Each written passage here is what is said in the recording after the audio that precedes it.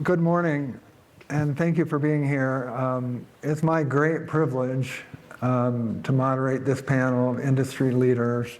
During the course of the last 2 days, you've heard many perspectives from around the industry, both internationally, nationally, and also Colorado.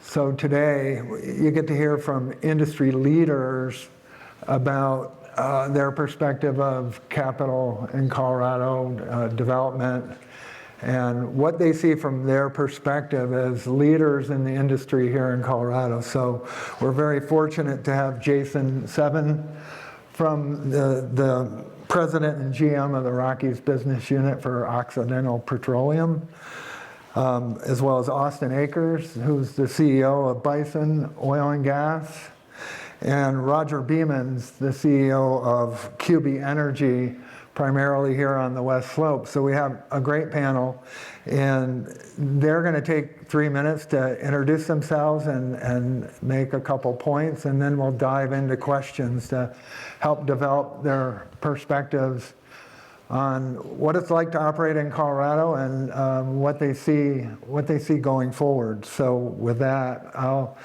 start with Austin, and thanks for being here. Yeah, thank you. First of all, thank you to Kirby and thank you to all the sponsors for hosting this event. This is my second year here. I was able to see almost all of the discussion yesterday and then today, and I've really enjoyed it. I think this is an important year for this industry in Colorado, so looking forward to this panel. Bison is now on its 4th iteration. We formed Bison Oil and Gas for about 2 years ago in concert with Quantum Energy Partners, who actually also backs Roger. So Quantum's a big investor in Colorado right now, and I think that's important to discuss.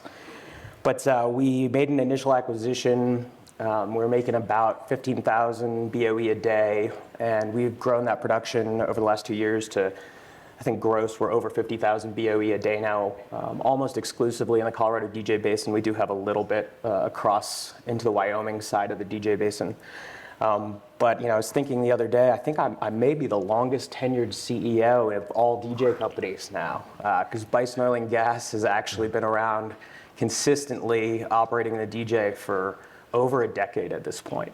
And it's been quite the journey, but it's been great, and really proud of what we've done. So excited for the panel. I just want to say thank you for the opportunity to come up here and speak. Thanks to Kirby for putting this together. This is actually my first time here, and it's been a really good experience. A lot of good connection points for a lot of folks in our industry out here in Colorado. Oxy re-entered Colorado with the acquisition of Anadarko in 2019, and with the entire Anadarko acquisition, a lot of trying to figure out how different pieces fit within our collective portfolio. And it didn't take long to realize that the DJ Basin in Colorado were a key element of our portfolio and a core area for us to develop in. So, we've been really impressed with a lot of our technical folks out here. Really impressed with the assets that we have out here and how that fits in with our whole portfolio, and really excited to have a long runway of development here in Colorado. Thank you. Roger. Well, I want to thank Kirby as well for the invite to attend. I'm probably the shortest running Colorado-based CEO on the panel. So Austin's the longest and the youngest, and the oldest and the shortest. But anyway, for those of you may not know, I previously ran what was Encana, now Inventive. Started their business back in 2000 and had a big presence here in the Western Slope in the Piceance Basin. I left that company in 2006. QB was created to specifically acquire the assets of Akers, which was coincidentally the biggest piece of that came from Encana. So I'm back here, and pleasure to be back in the Western Slope. I came out a couple days ago, had a chance to tour some facilities and visit with some communities, and hopefully get a chance to see see a lot more of you going forward. We're real excited about the opportunity. We produce about 400 million cubic feet per day. I'm the gas guy in this panel, and really excited to be here in the Western Slope and here as a panelist. Okay. So we'll start off with questions, and I'll start with Jason. As we're all aware, there are headwinds and tailwinds for oil and gas development in Colorado. What are the key concerns, challenges, benefits for oil and gas operators here that you see? And is your company currently planning on increasing, maintaining, or decreasing capital investment? Yeah, thank you. Maybe I'll start with the good. To us, the key benefit to operating in the state of Colorado is there's commitment across the industry, across the state, to produce the cleanest molecule of hydrocarbon possible. And that benefits us all, benefits operators, benefits our local communities, benefits the world, to be honest. We take a lot of pride in being the lowest emissions intensity operator in the state of Colorado. And to be honest, we've taken a lot of those enabling technologies and best practices from Colorado that originated here and diffused them across the rest of our operations. We believe in that. We've got a very large, high quality acreage position with a lot of mineral ownership out here in Colorado. We've been operating out here, on a couple of different companies, but a lot of the same folks for about 30 years. So we have a deep understanding of the geology.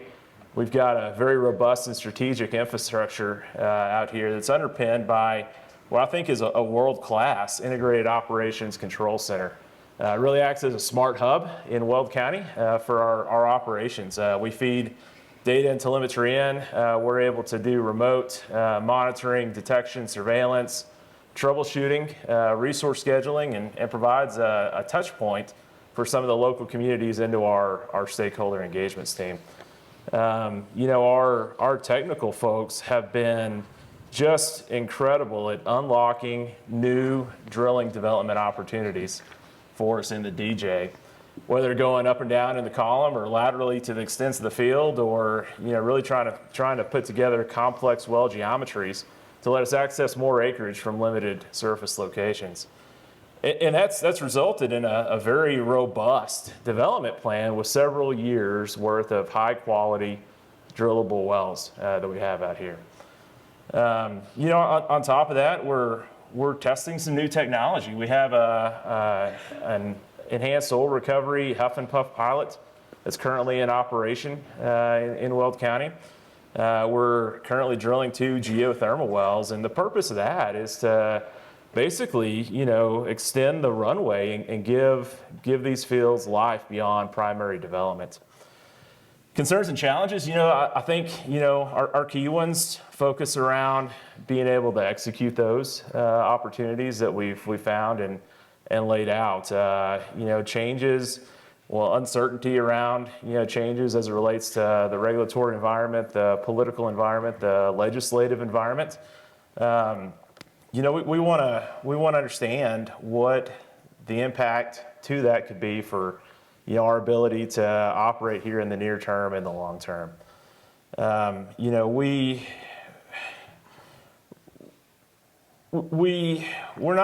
not against regulation. We're not against changes in regulation. We just think that regulation ought to be practical, realistic, achievable, and try to achieve what we're actually trying to do. We spend a lot of money on technologies that enable us to reduce that emissions intensity down. That technology and those tools and equipment, they're not widely available. They're not cheap. So in order for us to continue to improve our operations and be that best-in-class operator and that operator of choice, we need a longer-term horizon. Oxy has a very large, diverse portfolio of projects across multiple basins here in the U.S. as well as internationally. And that gives us flexibility to understand where we're going to invest our dollars. And those decisions come down to, like you would assume, economics, rate of return, reserves, running room, but certainly regulatory stability and that certainty and understanding that risk is a key component of that. We like to invest in stable, long-term projects that have a lot of running room. We view that as providing runway for continuous improvement and economies of scale. And so, the collaborative agreement that was put in place last year provides that stability and that clarity through 2027. And we just, we've got a lot more opportunity than that we want to make sure we can exploit. Right. Where do you go? Yeah. So tailwind, so I'm on the other side of the state. I'm the gas guy. We've got a wonderful asset here in the Western Slope. Got a lot of running room, a lot of potential.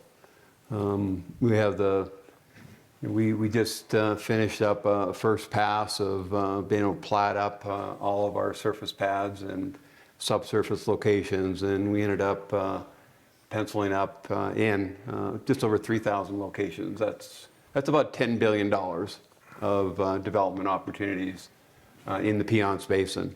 Rio Blanco, Garfield County, primarily is where those wells are going to be drilled. That's a huge opportunity. That's natural gas. The country obviously needs that fuel to drive the economy. That's what we produce. Being on the Western Slope, it's actually a bit of an advantage from a marketing perspective.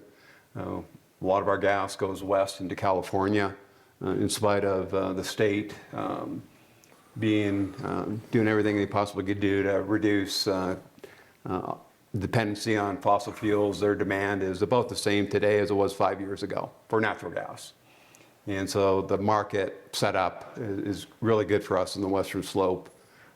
DJ operators, most of that gas will go east, or both of our gas gets consumed here in the Rockies as well. But so that tailwind is a good setup, and that's why we're here, because of that opportunity. And this is a long ball game for us. We're going to do it right. Most of the folks that work at QB Energy came from Keras. A good portion of those were previously at Encana. Most of our employers here based here in the Western Slope. We have an office in Parachute, and just huge potential. And we're going to do it right. We believe in objectives that the regulators are trying to achieve, but similar to Jason, and I was actually pleased by one of the panelists in the early session this morning that there's going to be a pause on new rulemaking. Let's tweak those, and again, make sure they're achieving what their original objectives were. And being the new guy in the panel, I left. I've operated across the country, actually in Canada as well. And so I left in Canada in 2006, came back to Colorado. And it is a different ballgame. And it is, quite frankly, harder to operate here than in most other states that I've operated in. But we can figure it out. So appreciate the opportunity to sit down and talk with the regulators about maybe doing that more efficiently and achieving those objectives, which is kind of the headwind that we face. We have the situation, he's got a lot of fee land. Almost all of mine is based on federal land. Most of that $10 billion is going to be on federal surface. And so we're working with two regulators, the feds, the federal government, the state, and as well as the local communities. And that's all fine, if they work together.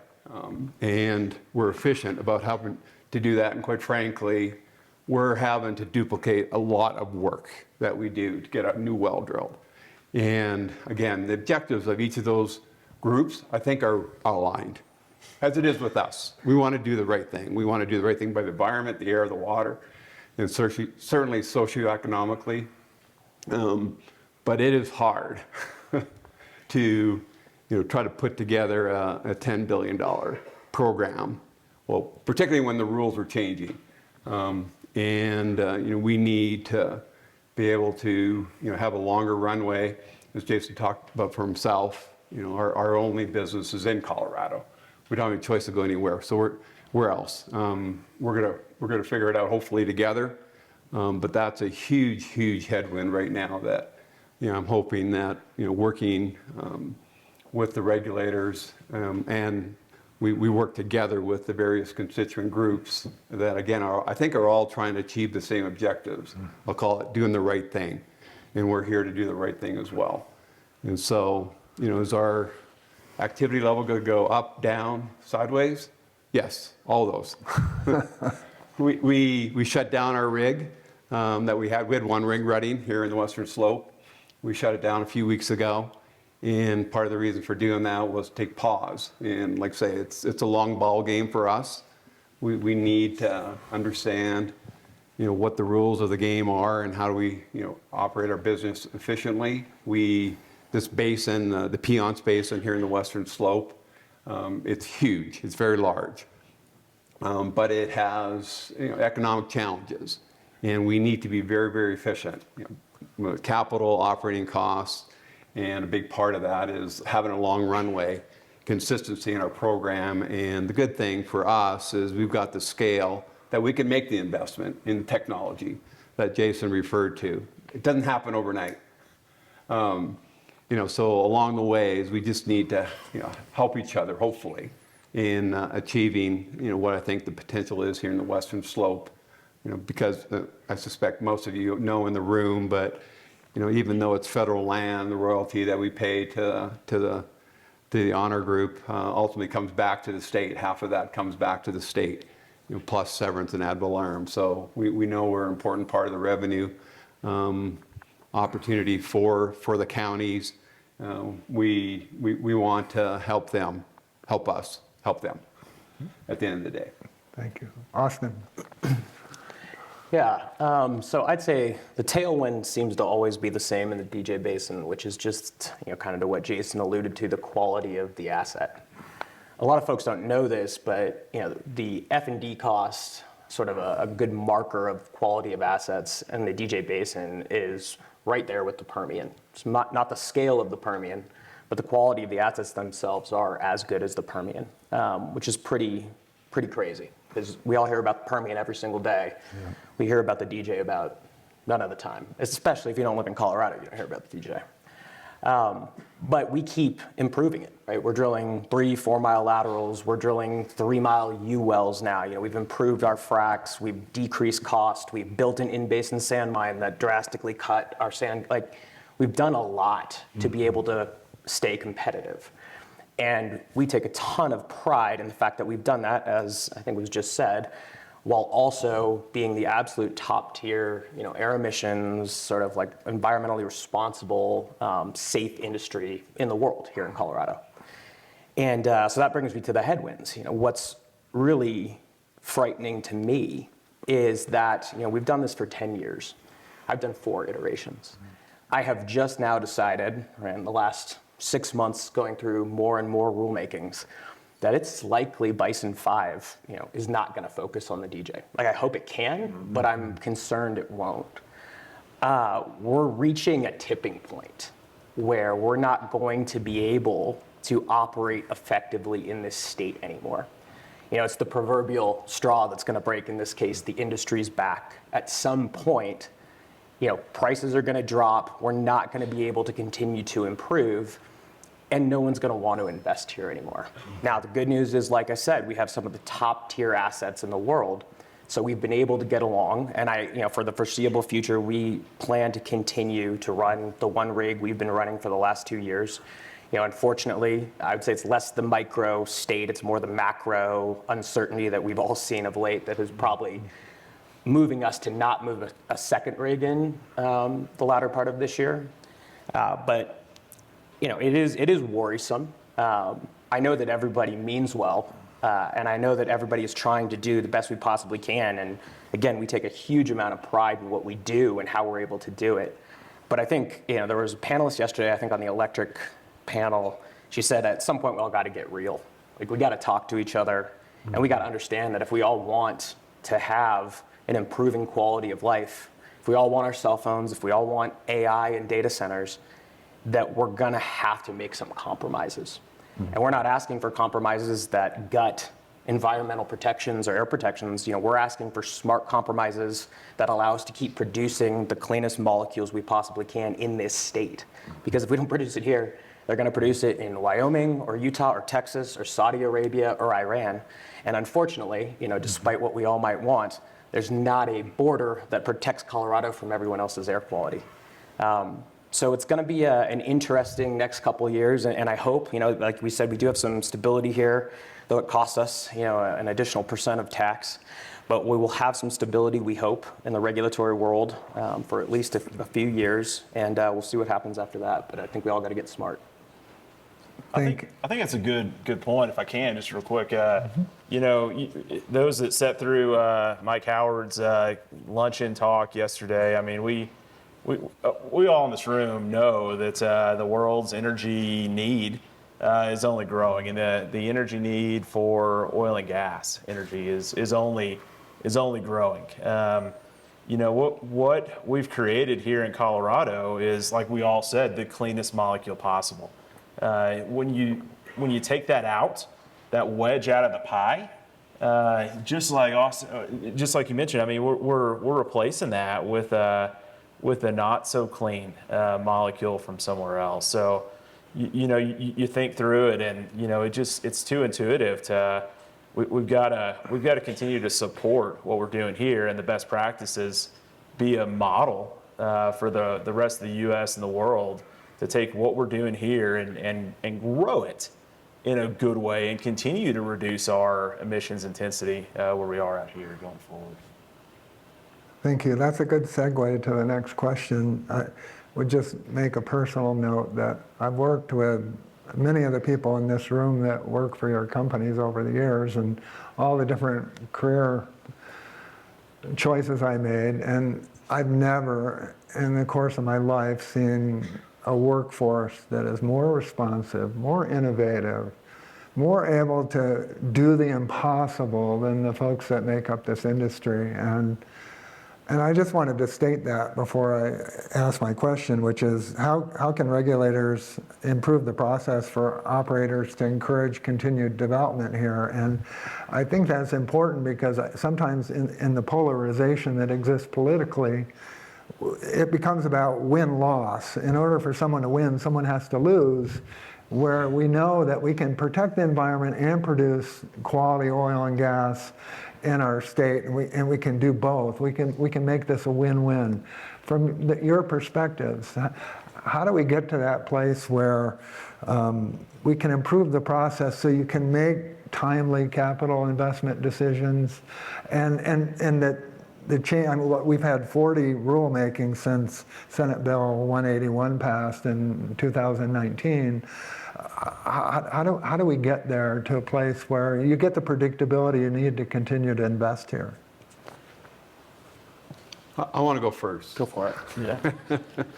I live in the Front Range. I live just outside of Denver, and that's obviously where the biggest part of the population is in Colorado.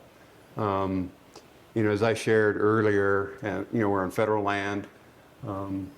The population base here is much more sparse. Population per square mile in our federal land, it's basically non-existent. We have about 600,000 acres, and I think the population on that residence is on the federal land piece of that is probably less than 100 people. And so what I see, for us at least, why I'm here and through the last couple of days is I want to know what the community wants. I want to do right by, in the communities that we work within. And the overlap of quite frankly, the regulations, I think everybody has the same objective. My objective is to leave this planet better than I found it, leave the peons better than I found it. And the regulators, I think, hopefully we can, talk as a group, but it starts at the community level. talk to the folks on the western slope, the regulators that are based in Denver, the politicians that are focused on the Front Range. I really think that it's not going to help these guys. But our business here, quite frankly, on the western slope is different in a lot of different ways.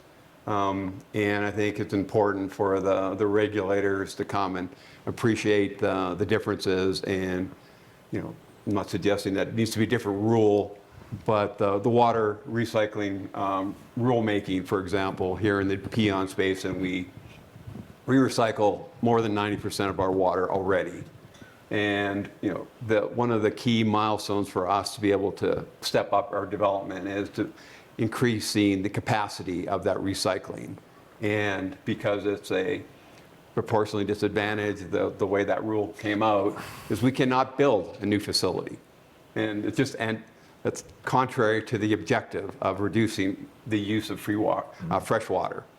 And so, again, I encourage the regulators to think about the western slope and its differences, and let's work together to try to figure out ways to help the local community and the air here, the wildlife, the fish, and obviously the socioeconomic benefit that I think we can all help to get each other achieve. Austin. Yeah, we do have some of the same Weld County benefit. We're very rural on the whole. Jason is a little less rural, but he's got some rural stuff out there. A lot of it is, yeah. But I do want to actually touch on some things that affect Roger that were spoken about here yesterday. So a lot of us here heard it, and I think it's very, very important that we kind of reflect on it here for a minute. So Sergio Garcia was on the panel about disproportionately impacted communities yesterday. And he said something that was very, very interesting to me. The DICs on the western slope are basically there because there's low income over a broad area. Then he talked about how the new rules related to DICs are disallowing jobs that he, in his socioeconomic situation, and his peers would be able to get themselves out of that situation, which would eliminate the DIC. Like, in what world does that make sense? Like, I get that we have good intentions and we're trying to protect people who are less fortunate, but the truth is, if we make all these actions, they have a lot of unintended consequences. And that's just, it's just unfair to everyone. It doesn't make any sense, and we need to examine those things.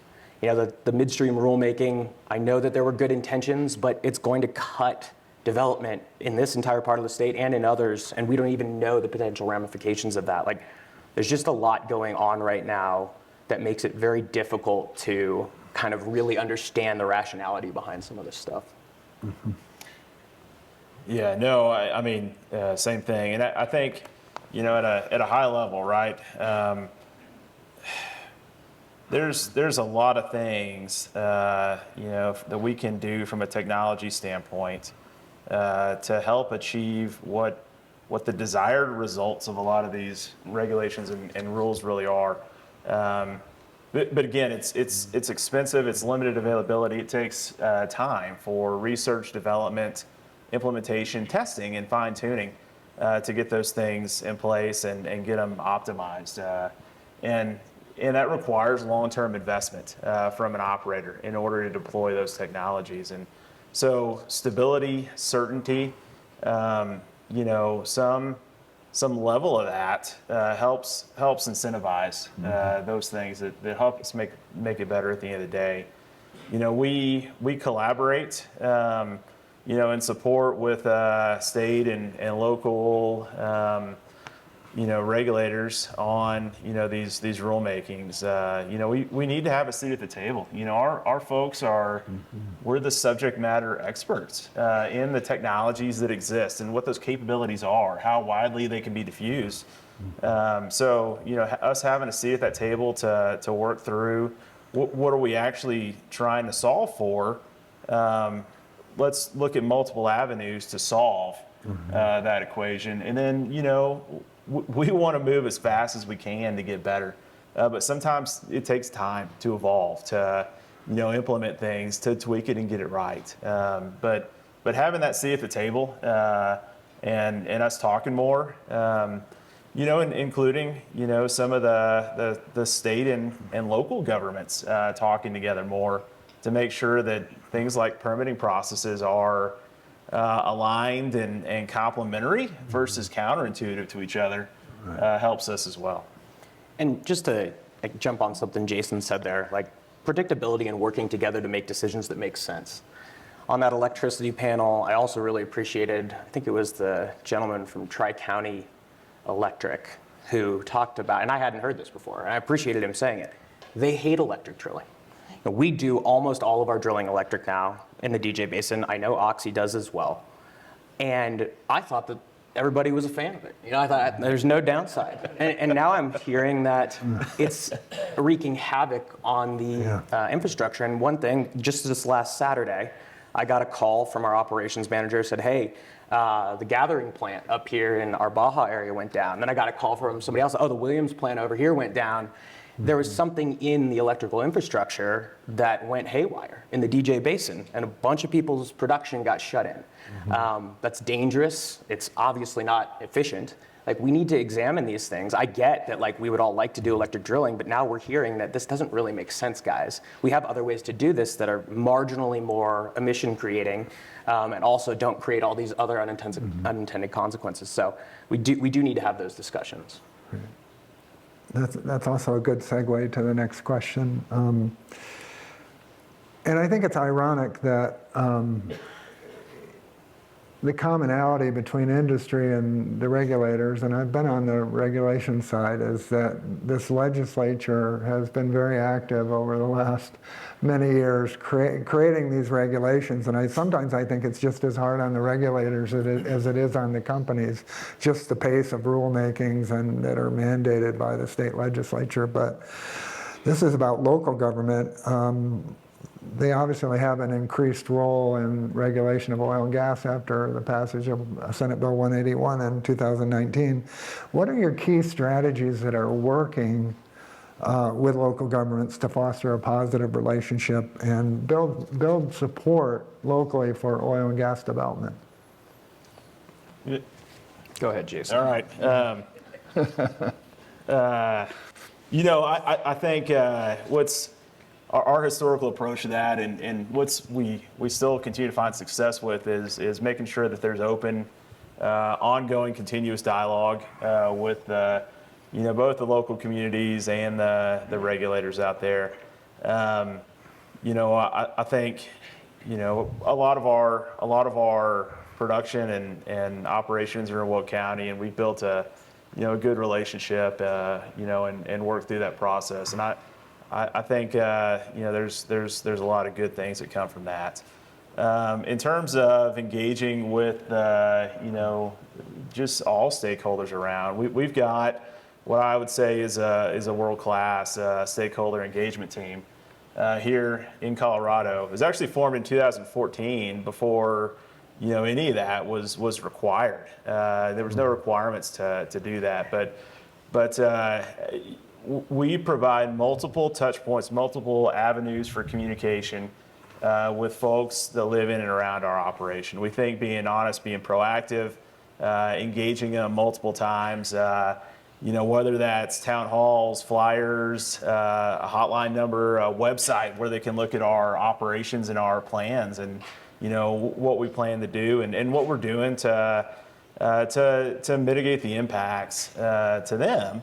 As well as provide them with an opportunity to voice concerns or thoughts or anything like that has been really key. And that's something that's another thing that we've taken from Colorado. And, we, prior to the Anadarko acquisition, didn't really have that elsewhere in our operations. And now it's a key component of our chemical business, our Permian Basin operations, our low carbon ventures business. And a lot of these folks here in Colorado on that team are now supporting multiple segments of our business to help again just spread those best practices over. I think communication. We're transparent. We'll give you the good and the bad and talk through it and work towards solutions but again, get to the root of the concern and help mitigate that. Roger? Yeah, as I mentioned before, for us, it starts, in the communities that we do business. I grew up on a farm, and, I like to think of myself as, look at a problem and try to solve it from a common sense perspective. And what's refreshing about, visiting with the folks locally, sometimes their comments are obvious, and I recognize sometimes they bring up the simplest things that, why are we doing this? Or, as an alternative, this would be better for us. And so for us, it really doesn't start with the permit, at the state or with the BLM. It really starts with the community. We, as I mentioned, we came out to the field to share what our plans are, shared, ultimately we want to invest about $10 billion. It's a long haul. We want to do it right. We want to deal with the water. We want to work on, cleaner air. We want to enhance wildlife. And the folks here understand how best to do that, in my opinion. As regulators or as people in headquarters in Denver, yes, we have our views and we try to be sensical about it, but that engagement for us is hugely important. We don't have a formal group like you all do. We're gonna appoint one next week. Our VP of Operations, I told him, part of his job is community affairs. He found that out yesterday. So we're going to continue to bolster that. But it's important to all of us. We have some of the folks from QB in the audience today. It's important to all of us to understand what the local community wants, and hopefully we can communicate that either ourselves or those local politicians or regulators can communicate directly with the state and with the BLM, federal government, keep that line of communication. That's really the key. Austin? Yeah, I'll keep it short. I think these guys did a great job on community relations, but ultimately at the end of the day, let people know what you're going to do what you say you're going to do, and do it right. And that's served us well for 10 years in the DJ. And appreciate all the communities that we've worked in. If for better or for worse, we've worked through it, and it's been good overall. Great. So we have time for some question and answers from the audience. We have any volunteers? Well, while they're making their way, to highlight what you said, start with what's important to the folks that live in the community, not what people in Denver think is important to them. That's important. That's a key part of it. Okay, John, this question is for Roger. Roger and Tom Jankowski, Garfield County Commissioner, and thank you for investing in the Piance. Really, we appreciate that. And I know as you've looked at this, we have all these rules and regulations, and the industry's been able to work through them, work around them through technology and just many other ways, and worked with the state. But I look at this electrification of midstream assets, and it's a really punitive. it's punitive enough to where I think it challenges the industry, the survival of the industry. And Piance Basin is the second largest natural gas reserves in the United States, but it also affects the natural gas on the eastern plains as well. And how is the industry going to address this? Because it's not only the cost, it's cost prohibitive and environmentally damaging to have to get electricity to these rural compressor stations and so forth. And so I know you just got back into this, so you must have looked at it to some extent. Well, I'd like to say we're going to resolve it not by going to court, but the challenge, our business, we have a big midstream business, we have a lot of compression, and we as a company, actually my former company in Canada started it, we electrified. Our largest compressor station today, for example, is already electric. You talk to the midstream providers in the Piance Basin. We took the initiative a decade ago to actually invest in electric-driven equipment. And the rule that came out was, again, the intention was very pure. but the implementation in terms of the standard by which you're measured that you have to improve from penalizes those of us that actually have taken the initiative. I'm not answering your question, but I just want to make a point since you brought it up. How are we going to deal with it? We'll figure it out. In our case, we are going to add new compression, so putting in new gas-fired or electric. The cost for us is not the installation of that equipment. It's pretty equal. The challenge for us is the cost of energy. And, big part of our operation, our growth forward plan is Rio Blanco County. Tri-State is just decommissioning one of their coal-fired plants. And so they're taking power off the grid. And we already pay in Rio Blanco County quite a bit higher than what we pay here in Garfield County for electricity. And so that's the challenge. Your supply's going down. And so one of the initiatives, to answer your question is, can we generate power locally? And we at QB and Keras before us, we actually installed a solar facility that we're consuming, over the last few weeks, we're actually consuming that power from that solar facility in our compressor station, that electric one I mentioned. Solar's awesome, and it works great at noon. Midnight, not so much. And anyway, so it has its good merits, but our operation is 24/7. And we need to generate power, quite frankly, closer to our field. And so one of the initiatives that we're going to look at is generating power ourselves. Whether or not we build it or Tri-State builds it, we need to. So we're not opposed to the implementation of electric facilities, but we need the electricity to serve that.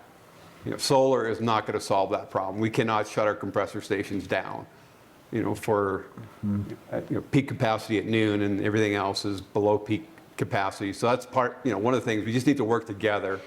And again, it's the rule in itself is not bad in terms of getting electric. That doesn't trouble us. It's just the energy, the full cycle elements. This is kind of the unintended consequences of rulemaking. Again, it's pure at its roots, but unless you have the energy to provide, for that alternative, you're kidding yourself, and you basically stymie development. And that's one of those things that stands in the way. If we can't generate the power, we can't invest that $10 billion. So we'll figure it out. We just need to hopefully work with folks to accommodate the rules to meet the objectives. In the back. Yeah, Steve Soychak, Colorado Mesa University. I want to thank each one of you for producing important hydrocarbon products that keep our society going, our modern society going. I guess this question is mainly to Roger. The USGS came out with 10 plus years ago and estimated reserves in the Piceance in the deeper Mancos Niobrara at 66 trillion cubic feet of gas. Now, it's expensive to drill. I know you have to go down. You get up to 17, 18-pound mud weight when you're drilling, horizontal down there. So what do you think, and the beauty of the Piceance is the infrastructure is already here. So you just have to go deeper and use the existing roads, existing pipelines, existing plants, maybe upsize your compression in plants. But what's the gas price threshold that you would need to develop deeper? Well, it's, if nothing else changes, higher than it is today. Changes regulatory, the cost of deploying a drilling rig, what fuel it consumes to run. But part of my job, my team's job is how can we be more efficient about that? And that's one thing that's great about America, that if there's a need, we'll figure out the solution. And so I've said $10 billion, by the way. It does not include what was just referenced as an opportunity. You double that if we can figure out a way to make that economical. And so, I can't control the price of gas. My job is to find ways to develop it at $3, where we're at today. prices will go up and down. And, I think technology, these guys are drilling 3-mile laterals in the DJ. I thought, well, man, you could never drill a well because of the land situation more than a mile long. So, things like that we can deploy to be better. The regulatory environment, is part of that. If we can't figure out a way to make that more efficient, that is the headwind that we started this discussion with. That's not helpful. Anyway, the direct answer to your question, to make that economical, twice as much as it is today. Thank you. Right. Do we have another question from the audience?